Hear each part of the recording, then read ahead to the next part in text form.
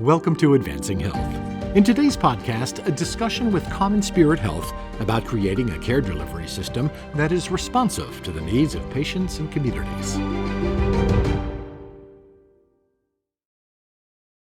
Hi, everyone. I'm Julia Resnick, Senior Director of Health Outcomes and Care Transformation at the American Hospital Association, and welcome to Advancing Health.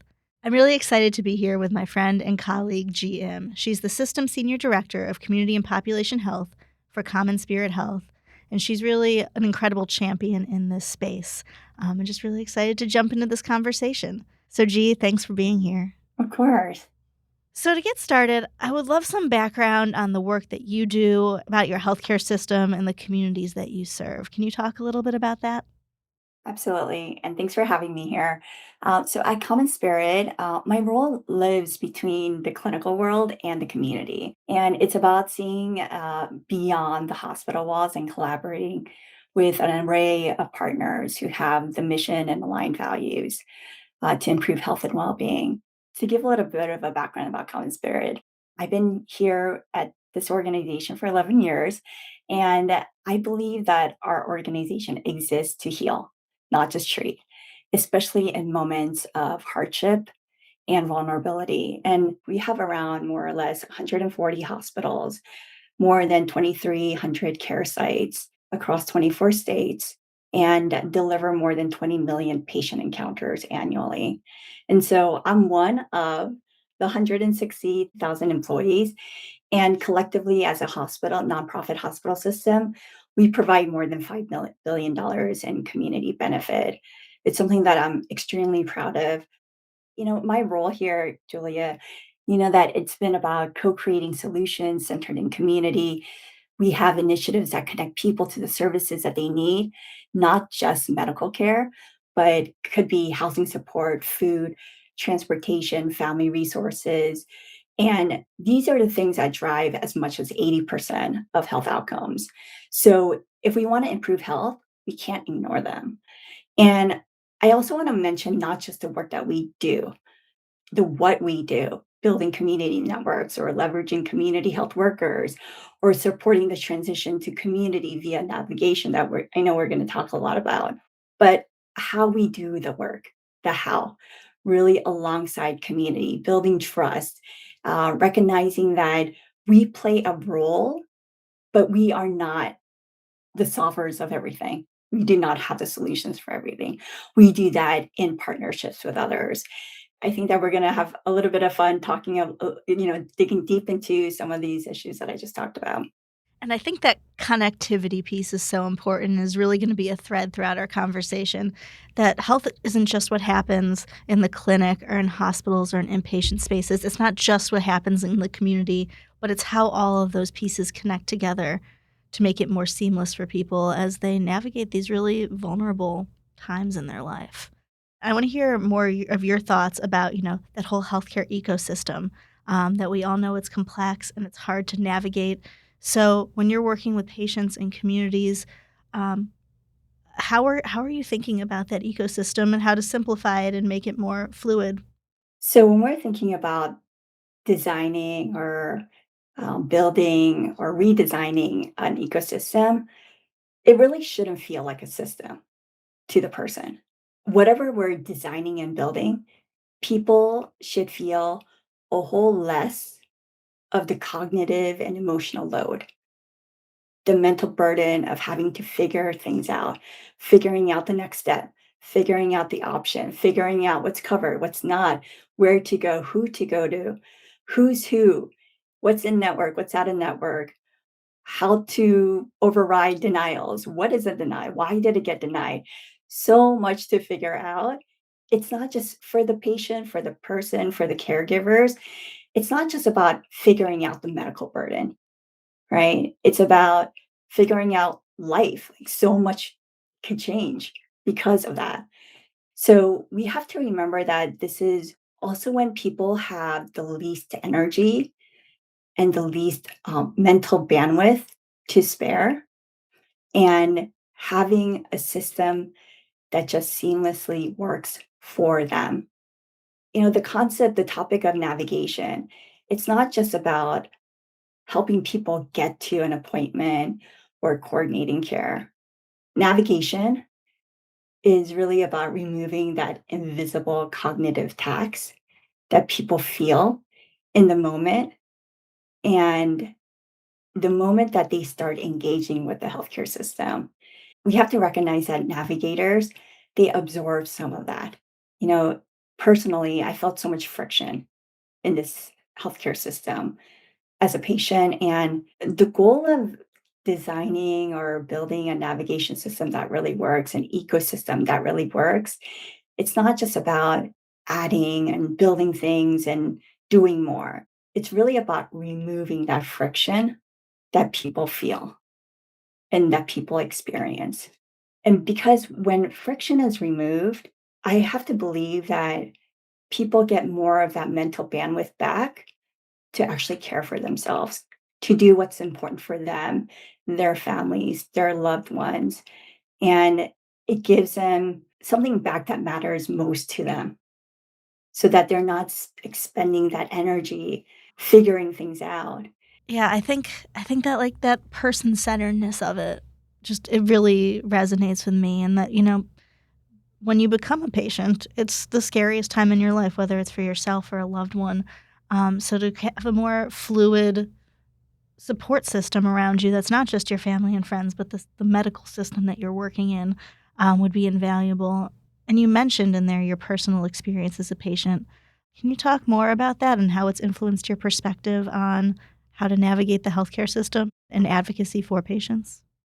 2 years ago, I was diagnosed with lung cancer and a total shock, disbelief, numbness, fear for the unknown, what it meant for my family, what it meant, especially my husband and 2 daughters. And even though I spent almost 20 years working in hospitals and health systems, trained in public health, pursuing a doctorate in public health, I felt completely lost. I mean, Julia, I've studied the system, but I felt like I was dropped into a foreign world. And what I experienced, and quite frankly, still experience, are those cracks. One hoop after another, another hurdle. And it doesn't surprise me when it's hard.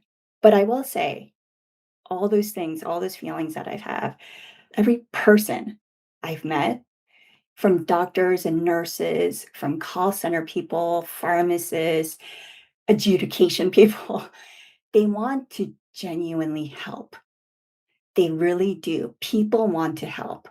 Everyone in this healthcare system, they go into it because they want to help people. Yeah, I think what you're speaking to over and over again is like that power of human connection. And you know this about me, and that I had cancer 20 years ago. And you're talking about this, and I'm thinking back to my list of heroes, those people that made the worst 6 months of my life, made me feel cared for and brought joy and laughter and helped hold my hand through. And that when we're in this, we all need someone to hold our hand and help us. So as you're thinking about that care delivery ecosystem and care navigation, like what would a truly patient-centered model look like, and how can we start forging that path to have better coordinated care for patients? So much of this, and it will be a constant message in what I talk about, which is we have to consistently work hard around removing that friction.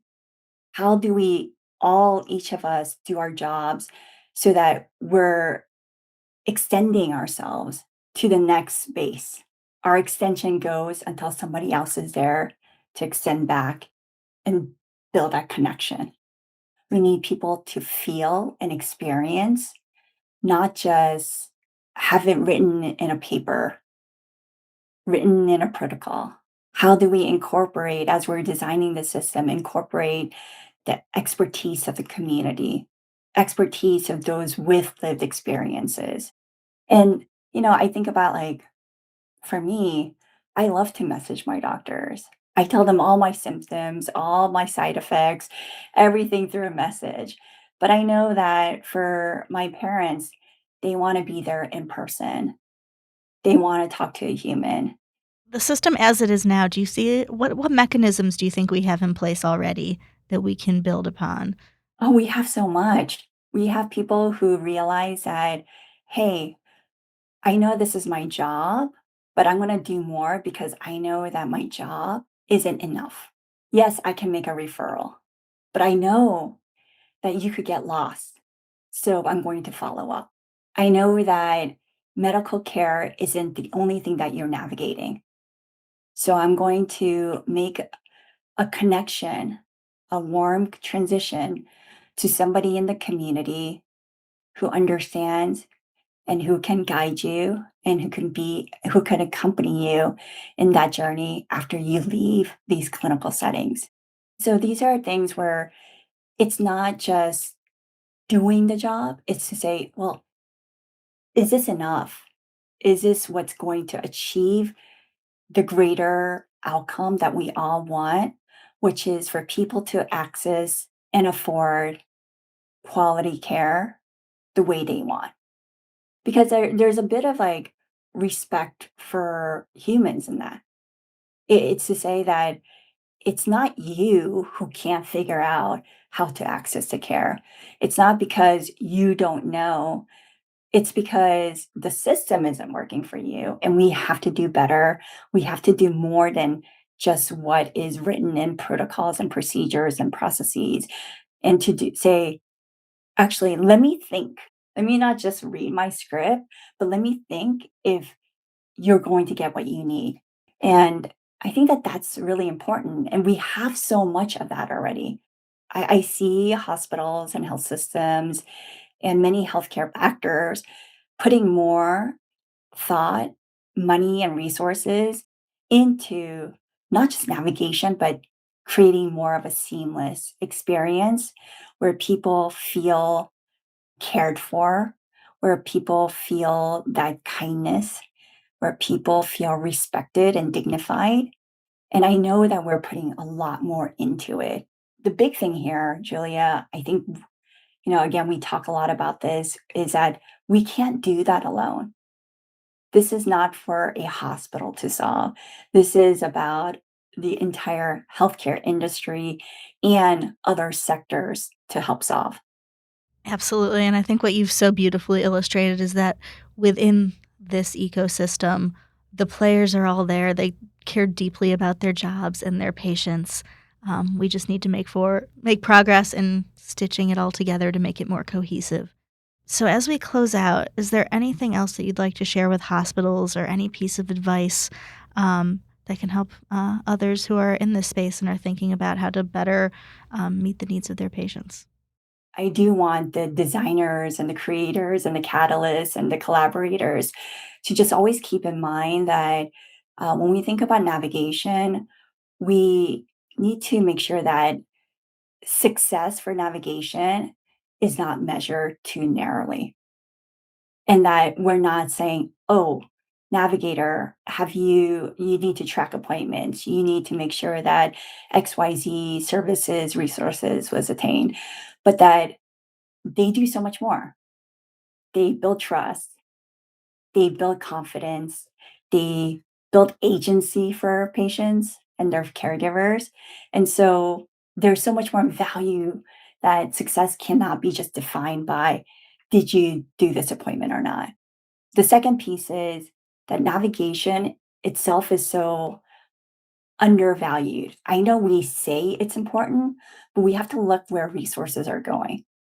And we need to make sure that we're shifting the resources to make navigational support, whether they are community health workers or anyone else, that their roles are stable, that they're defined, and that they're valued as part of the care that is being provided.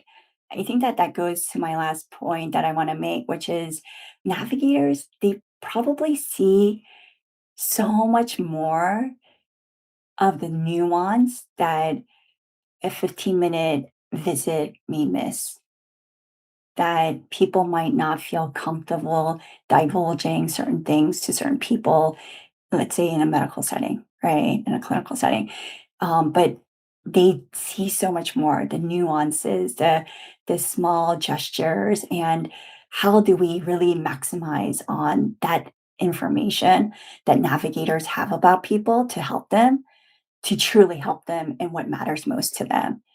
Absolutely. So, gee, just thank you so much for sharing your story with us and your insights.